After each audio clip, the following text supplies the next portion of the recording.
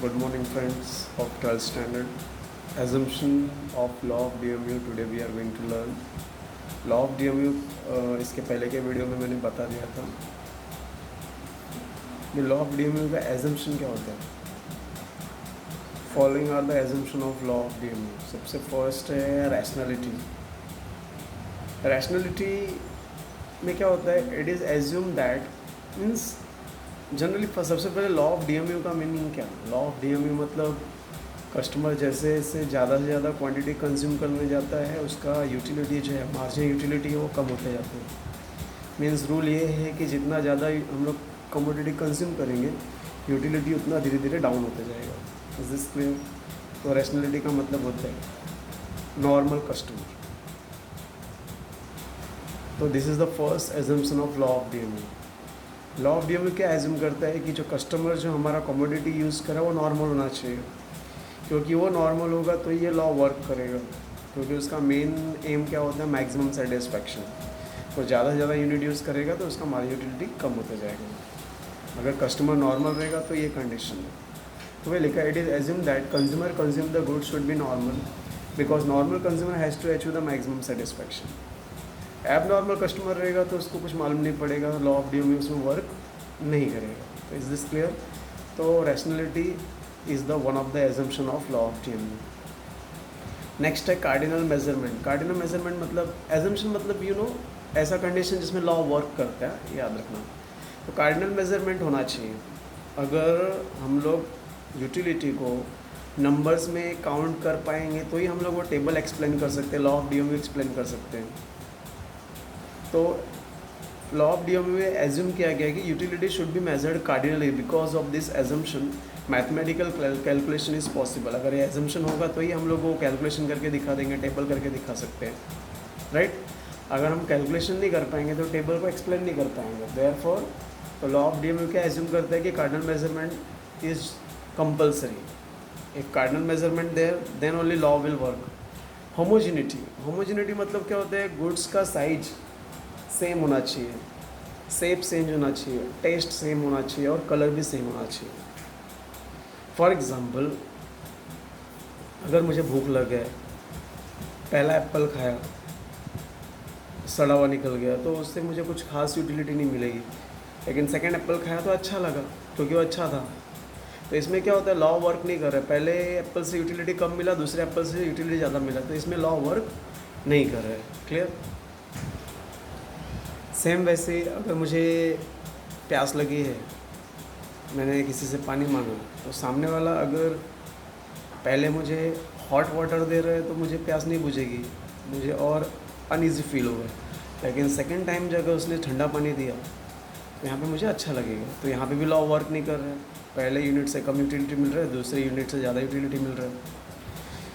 तो ये law assume क्या करता है कि जो भी फूड हम लोग कंज्यूम कर रहे हैं उसका taste, size, shape, colour same होना चाहिए. अगर पानी दिया है, पानी पहले भी ठंडा होना चाहिए था, दूसरे टाइम पे भी ठंडा होना चाहिए, तो ये लॉ वर्क करेगा. एप्पल खा रहे हैं तो सब एप्पल का टेस्ट सेम होना चाहिए. पहला एप्पल सड़ा हुआ निकल गया तो लॉ वर्क नहीं करेगा. अगर पहला भी एप्पल दूसरे एप्पल जैसा नॉर्मल होता तो यहाँ पे लॉ वर्क करता था. पहले एप्पल से ज़्यादा यूटिलिटी मिलती थी, दूसरे एप्पल से कम यूटिलिटी मिलती थी, तीसरे एप्पल से और कम यूटिलिटी मिलती थी. मतलब होमोजेनिटी का मतलब होता है सिमिलर, एक जैसा. तो consume the goods should be identical. जो कस्टमर गुड्स कंज्यूम कर रहे हैं वो आइडेंटिकल होना चाहिए, टेस्ट, साइज, शेप और कलर में, right. If commodity is not identical then law of DMU will not be applicable. अगर कमोडिटी एक जैसा नहीं है तो लॉ एप्लीकेबल नहीं होगा. नेक्स्ट है कंटिन्यूटी. ये लॉ एज्यूम करता है कि जो भी गुड्स हम लोग यूज़ कर रहे हैं या खा रहे हैं उसको कंटिन्यूस यूज़ करना चाहिए. एक अगर टाइम गैप होगा तो लॉ वर्क नहीं करेगा. फॉर एग्जांपल, मुझे बहुत प्यास लगी है तो मैंने अभी पानी पी लिया 1 गिलास, तो लेकिन अगर मैं टाइम गैप कर रहा हूँ 2-3 घंटे के बाद वापस पानी पीऊँगा तो लॉ वर्क नहीं करेगा, क्योंकि पहले दूसरे ग्लास से भी सेम यूटिलिटी मिलेगी जो पहले वाले ग्लास से यूटिलिटी मिली. 2 घंटे पहले जो पानी पीने के बाद यूटिलिटी मिली, 2 घंटे के बाद भी वही यूटिलिटी मिलने वाली, मतलब लॉ वर्क नहीं करेगा. भूख लगा, एक एप्पल खा लिया, कंटिन्यू दूसरा एप्पल खाऊंगा तो ये लॉ वर्क करेगा. लेकिन 1-1.5 घंटे के बाद वापस दूसरा एप्पल खाऊंगा तो यूटिलिटी में चेंजेस नहीं आएगा, क्योंकि मुझे यूटिलिटी उतना ही मिलने वाला है, क्योंकि भूख तो लगा ही रहेगा. तो according to this law according to this assumption commodity consume should be continue nature, जो भी कमोडिटी हम लोग यूज़ कर रहे हैं वो कंटिन्यू होना चाहिए. There should not be gap between two consumption, time gap नहीं होना चाहिए दो कंजम्पशन के बीच में.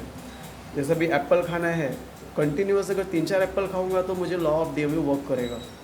पहले वाले एप्पल ज़्यादा अच्छा लगेंगे, सेकेंड वाले एप्पल कम अच्छा लगेंगे, तीसरे वाले एप्पल और कम अच्छा लगेंगे. लेकिन अगर टाइम गैप करूँगा तो मेरा लॉ ऑफ डीएमयू वर्क नहीं करेगा, मेरा यूटिलिटी बढ़ते ही जाएगा. अंडरस्टूड? तो according to this assumption commodity consume should be continue nature, there should not be time gap. Reasonable, जो भी साइज है वो रीजनेबल होना चाहिए. कमोडिटी का जो साइज है वो कैसा होना चाहिए? रीजनेबल. अभी मुझे प्यास लगा है, मुझे एक ग्लास की जगह पे एक पतीला भर के पानी दे दिया तो मुझे एक पतीले में मेरा सेटिस्फैक्शन हो जाएगा. It is not the reasonable unit ना. किसी को प्यास लगा है तो हम लोग जनरली रीजनेबल यूनिट में एक ग्लास पानी देते हैं, राइट? ऐसे तो मतलब यूनिट जो है रीजनेबल होना चाहिए. ना तो ज़्यादा बड़ा होना चाहिए, ना तो ज़्यादा छोटा होना चाहिए. नॉर्मल जो होता है वो होना चाहिए, करेक्ट? अगर प्यास लगी तो एक ग्लास इज़ द इनफ. अभी स्पून से पानी देंगे तो स्पून भी not reasonable.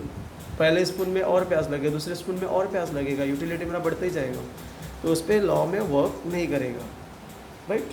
All unit of commodity consume should be reasonable size. Unit of commodity should not be neither too big not too small. Is this clear? Next point है constant. Constant मतलब stable.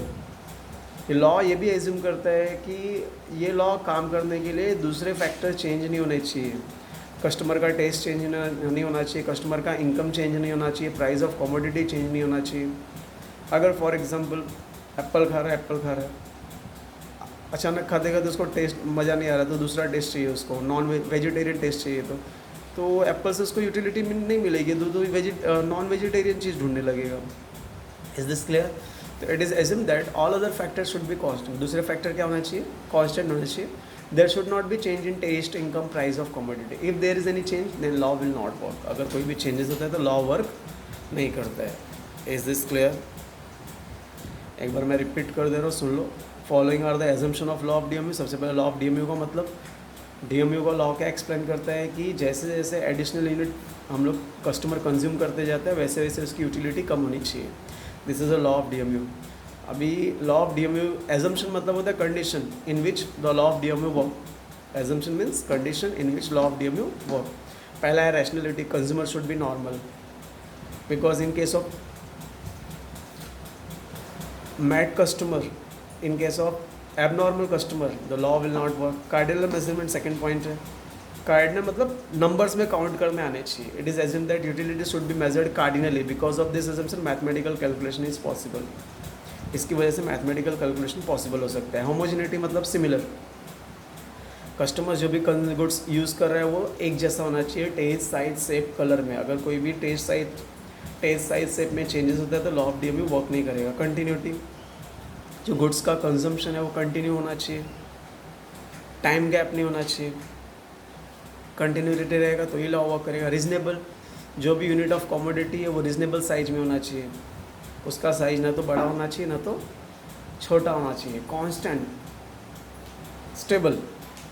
Customer का income, customer का price, customer का test same होना चाहिए.